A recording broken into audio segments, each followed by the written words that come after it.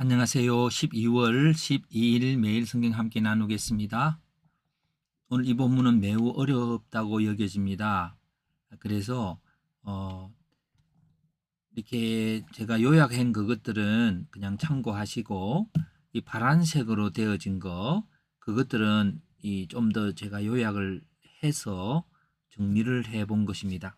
제 요약이 틀릴 수도 있습니다만은 그래도 제 것이니까 한번 나누어 봅니다. 그래서 31절부터 37절까지의 요약을 이렇게 해봤습니다. 욥이 악을 행하지 않도록 하나님께 지혜를 구해야 함에도 불구하고 욥은 하나님이 자기 요청을 거절한다고 말한다. 그렇다고 하여서 하나님께서는 욥을 위해서 어떻게 속전을 치르는 일을 하지는 않을 것이다. 그러니 욥은 자신의 문제는 자신이 알아서 해야 할 것이다. 좀 더 요약하자면 하나님 왜 나에게 이렇게 이런 악을 행하지 않도록 내가 지혜를 구해야 된다고 하는데 욥은 하나님이 그거를 거절하셨다고 하는 거죠. 그렇게 생각을 하고 있습니다. 그래서 1절부터 8절까지는 학대로 인하여 부르짖는 세상에서 우리는 하나님으로부터 오는 지혜를 찾아야 함에도 불구하고 자신의 의는 하나님께로부터 왔다고 하며 자신은 범죄하지 않았다고 다른 사람보다 더 어렵다고 여기는 욥의 말은 참이 아니다. 오늘 참이란 뭘까요? 참이라고 하는 것은 학대로 인하여 부르짖는 세상이 배경인 거죠. 저는 요 본문에서 엘리후가 생각이 전환을 하는 그거는 욥은 자기가 아무리 생각해도 범죄하지 않았다 하고 자기 개인에서 생각하는 것에서부터 학대로 인하여 세상은 부르짖습니다. 그렇다면 욥도 권세자이고 그 속에서 가져오는 그런 악들이 있을 수 있습니다. 근데 그거를 욥이 보지 못한다고 말하는 거죠. 9절부터 16절까지는 하나님은 진노로 벌을 주지 않는 분이시다. 사람들이 부르짖는 것은 권세자들과 악한 자들 때문이다. 그런데도 욥은 하나님을 뵐 수 없다는 헛된 말을 한다. 하나님 뵐 수 없다는 것은 하나님하고의 대화가 통하지 않고 하나님이 공의롭게 어떤 원리 일괄적으로 그런 법칙으로 만나지지 않는다는 겁니다. 그래서 요 19절부터 13절은 또 다른 성경을 가지고 한번 좀 더 쉽게 읽어 보았습니다.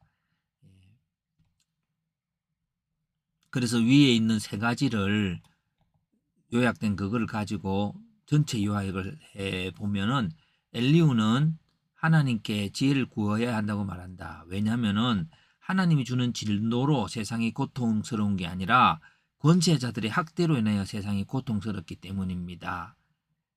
그런데 욥은 어떤 잘못을 하고 있냐면은 욥은 악한 행동을 하지 않도록 하나님께 지혜를 구하지 않습니다.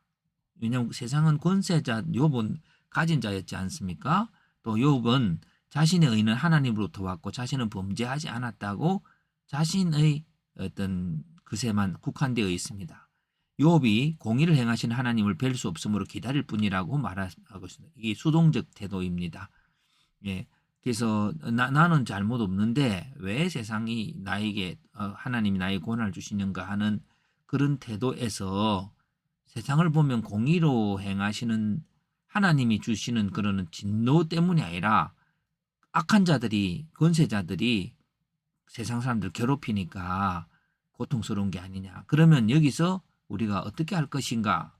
권세자였던 욥은 하나님께 지혜를 구해서야 한다라고 말을 합니다. 이것이 제가 이해하는 최선의 것이라고 봅니다. 그래서 주제는 하나님께 구하는 지혜를 구하는 대상은 권세자들이 압제로 인해 고통당하는 세상이죠. 주제라 그래야 할까요? 세상 문제에 대해서 지혜를 구하는 이유는 창조자이신 하나님께 지혜를 주실 것이므로 뭔가 이 세상에 방법이 있을 거라고. 지혜를 구하는 태도는 자신이 악을 행하는 자임을 알고, 근데 욥의 태도는 뭐예요? 자신은 잘못이었고 하나님이 나타나지 않는다는 거예요.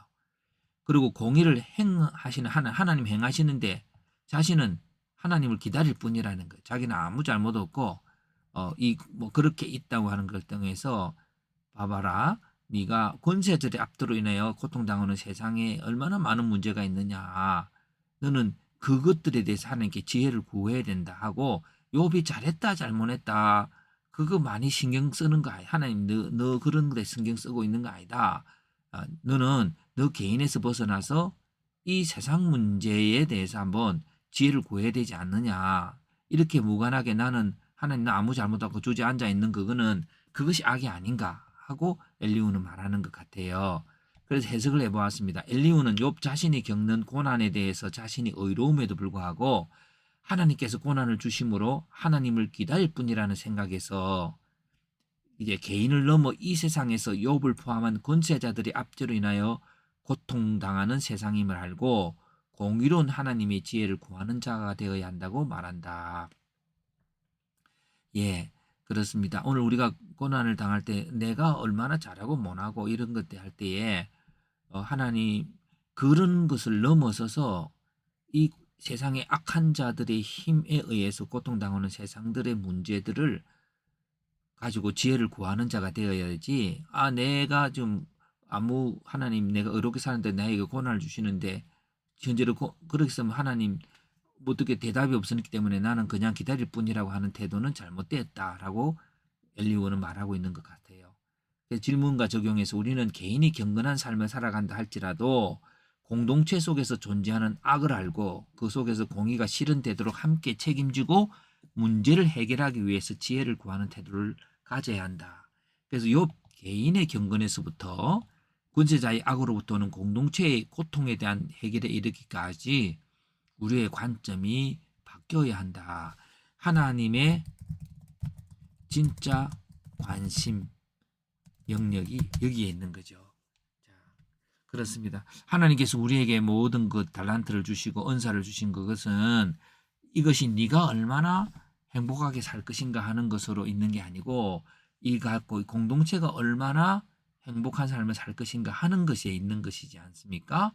그런 관점에서 욥의 잘못이란 내가 고난을 받지 않아야 하는데 열심히 잘 살았는데 고난이 왔던 그것에 대한 답을 찾으려고 하는 지극히 개인의 영역에서부터 하나님의 진짜 관심인 공동체 영역으로 이끌어져 가야 하는 것들이 오늘 엘리후의 논리에 의해서 보여지는 것 같습니다. 참 어려운 본문이고 어쩌면 저의 해석이 틀릴 수도 있겠다는 생각을 해봅니다마는 간단한 큐티 영역 속에서 저의 말을 나누었습니다.